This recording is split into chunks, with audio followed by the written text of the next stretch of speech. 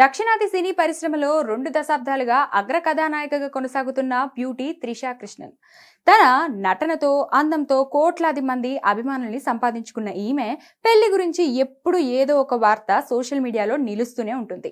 తాజాగా పెళ్లి, విడాకులు, సహజీవనంపై త్రిష గతంలో చేసిన కొన్ని ఆసక్తికర వ్యాఖ్యలు ఇప్పుడు నెట్టింట మళ్ళీ వైరల్ అవుతున్నాయి. ఒక ఇంటర్వ్యూలో తన పెళ్లి ఎప్పుడు అనే ప్రశ్నకు త్రిష చాలా స్పష్టమైన సమాధానం ఇచ్చారు. నన్ను చాలా మంది పెళ్లి ఎప్పుడు అని అడుగుతూ ఉంటారు.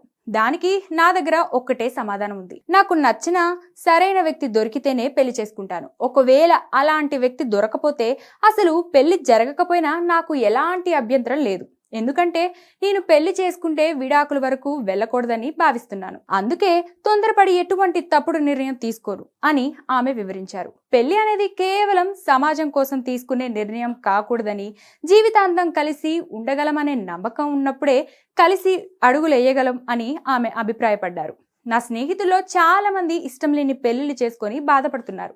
అలాంటి జీవితం నాకొద్దు. ఇష్టం లేని వ్యక్తితో కలిసి నరకం అనుభవించడం కంటే ఒంటరిగా ఉండడమే ఉత్తమం అని త్రిష చెప్పుకొచ్చారు. తనకు ప్రేమలో పడడం కంటే తన జీవితాన్ని పంచుకోగలిగే ఒక మంచి తోడు కావాలని, నచ్చిన వ్యక్తితో కలిసి ఉండడమే తనకు ఇష్టమని ఆమె ఆసక్తికరమైన కామెంట్స్ చేశారు.